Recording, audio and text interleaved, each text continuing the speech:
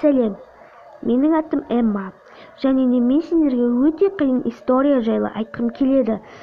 Проблема осыда, менің ата-анам өте қатал, және де бұл менің жігітім туралы айтылады. Мен қалайша жігітке ақша төлеп, және де қиындыққа қатты тап болған туралы айтамын. Мен Шышада қатал ата-анаммен тұрамын.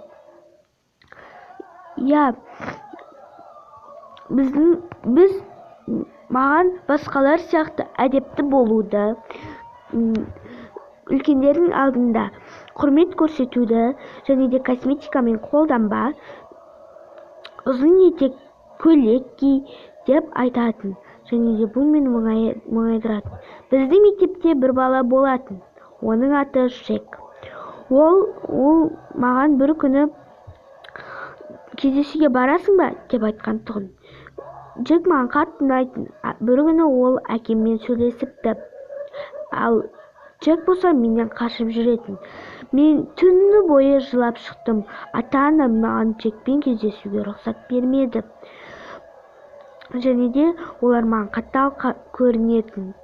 Олар маған түсіндірді, саған лайықты жігіт табу керек. Оны өскен кезде ойланасың. Қазір саған колледжге түсу ең маңызды болады. Сол кезде ғана сен ақбозатты ханзадаңды кездестіре аласың, және де ол саған міндетті түрде өзі-ақ келеді деп айтты. Және де мен сендім, қашан мен ақбозатты ханзадамды кездестіреді екем деп. Және де кездестірдім. Оның аты Джон. Мен Джонмен жақсы қарым-қатынас жасағым келді. Ата-анам түсіндірді, біз сен үшін көп еңбек етіп жатырмыз деп менің үнемі есіме салып отыратын. Және де мен оқу бітірген кезде маған колледжге түсуге болатын еді. Мені ата-анам шығарып салды, және де мен ойладым, ақбозатты ханзадамды кездестірем бе деп. Және де біздің жанында көрші қыз бар, оның аты Кэтрин. Ол мені бірінші вечеринкаға апарды. Мен өмірімде вечеринкаға бармағанмын. Мен оған историямды айтып берген кезде, ол мені қолымнан сүйреп алып, осы вечеринкаға әкелді. Мен қуанып кеттім, және де ол жерде мен Джон деген баланы кездестірдім. Ол маған сәлем, менің атым Джон деп айтты. Біз ұзақ уақыт сөйлестік, және де ол маған қатты ұнады. Кейіннен мен ата-анама айттым. Ол мені кездесуге шақырды. Мен үнемі оның кездесулерінен қалмайтын. Шын айтсам, мен оны жақсы көріп қалдым. Ол ізденімпаз болатын. Біздің отбасымыз сияқты мәдениеті бар, және де бай отбасыдан шыққан еді. Ол маған барлық әңгімесін айтатын. Кейіннен мен мұны ата-анама айтайын едім. Ол өте керемет болатын. Менің тіпті жүрегім аузыма шығып кете жаздайтын. Өте сымбатты, әрі ақылды, мәдениетті еді. Ол біз екеуміз қыз боламыз деп айтты. Қызым боласың деп айтты. Анам болса маған жаман балдармен кездеспе деп түсіндіретін, үнемі. Ал ол болса жаман болмайтын. Біз үнемі өзіміздің болашағымыз туралы ойлайтынбыз. Үйленеміз, бала шағалы боламыз деп ойлайтынбыз. Және де бір күні оған менің анам қоңырау шала берді. Тіпті мазасызданды. Мен оны ата-анама айтқан едім. Сондықтан анам Джонға хабарласуды қоймапты. Оны тексеріпті. Мен ата-анама күнде айтатын, оның тіпті барлығын істейтінбіз. Той көйлегін бәрін талқылайтынбыз. Бірақ бұл оқиға өте қиын болған сияқты мен үшін. Тіпті бірнеше банкеттің суретін Джонға жіберді. Джон болса кішкене ұялып қалды.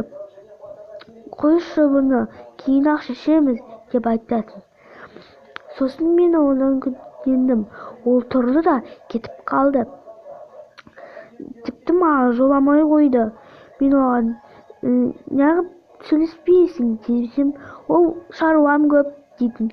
Ата-анам айтқан кезде ол Джон маған бүйтіп айтты. Остиннің нөмірін алдым. Және де оған звондай бергім келді деп айтады. Остин оның досы болатын. Және де Остин Джонға анам Остиннен Джонның номерін сұраған еді. Мен қатты жыладым. Ол мені тастап кетпекші болды. Мен жылап, қайта жыладым. Анам маған қоңырау шалды. Мен тіпті көтермейтінмін де. Менің анам қатал болатын. Және де әкем деп. Мені олар тіпті туған қызындай көрмейтін. Мен оларға ұрыспау үшін әлі де Джонмен жүріп жүрміз. Бірақ оның кейде қолы босамайды, сосын ол трубканы алмайды деп айтып түсіндірдім. Бірақ ол екеуміз айырылысқан едік. Олар маған ұрыспасын деп қорыққандықтан айттым.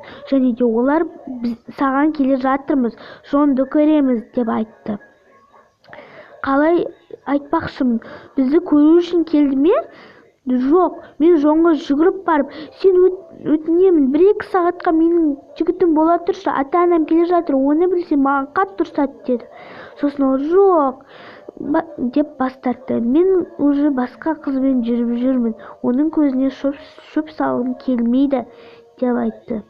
Мен бұған қатты ызаландым. Және де менің қайтадан құрбым Кэтрин келді. Ол мен Остин, яғни Джонға ұқсайтын бір баланы білемін деп айтты. Соған ұқсайды. 1-2 сағатқа сұрасаң, ол жігітің бола тұрады. Ол оқуға түспеген, құрылыста жұмыс істейді. Және де қалтасында бірде-бір ақша жоқ. Оған ақша керек деп айтты. Мен әрине Джонды көрсететін, кейде очкимен, кейде бүркеніп алғанын көрсететін. Ойладым, ата-анам біліп қоймас бекен деп. Бірақ ол жолған үшін мен де қатты ұқсайтын. Мен одан сұрадым, өтінемін, 1-2 сағатқа бола тұршы, менің жігітім, ата-анам ұрсады деп айттым. Бірақ бір айырмашылық болды. Джоннан ол үлкен болатын, әрі заводта істейтін. Ол ақшаны алып, мен әдемі киім киіп алайын деп айтты. Сен 1-2 сағаттан соң жұмыстарым шығып қалды деп кетіп қаласың, бәрі орнында болады деп айттым. Және де біз әрине кафеде кездестік. Және тамаққа тапсырыс берген кезде ол тамақты опырып жеді. Ата-анам бұған таң қалды. Қалайша деп ойлады. Жақсы, менің шаруаларым шығып қалды деп ол сұранып шыған екен. Кейіннен ол кетіп қалды. Ата-анам проблема сол кезде шықты. Тұрып, сен айтып едің ғой, ол мәдениеті бар деп, неге өтірік алдадың деп айтты. Мен уже барлық құрбыларыма қызым Ақбозатты ханзадасын тауып алды деп айттым. Сонда не, ол өтірік болды ма? Мен сенен бұндайды күтпеп едім деп айтты. Мен оны әрине білемін. Остиннің, яғни Джонның кетіп қалғанына өзі кінәлі. Апатқа тап болды, өліп қалды деп айта саламыз деп айтты. Олар сол кезден бері маған жаман көзбен қарай бастады. Кейде мен ол баланы кездестіретін, оның аты Макс болатын. Макс кейде маған ақша кездесіп, мені оқудан көріп, ақшаны беріп, бұл тегін тамақтың жанында түкке де тұрмайды, тойдырғаның үшін рахмет деп айтады. Мен әлі де онымен кездесемін, және де ол маған ұнайды. Біз қазір қыз бен жігіт секілді кездесіп жүреміз. Анам маған қоңырау шалады, бірақ менің де өз өмірім бар. міне біз әлі де үйленгіміз келеді, бала шағалы болғым келеді. Рахмет достар, менің историямды тыңдағандарыңа. Лайк басып достарыңмен бөлісіңдер. Арнаға тіркеліп кетуді ұмытпаңдар. Сау болыңдар.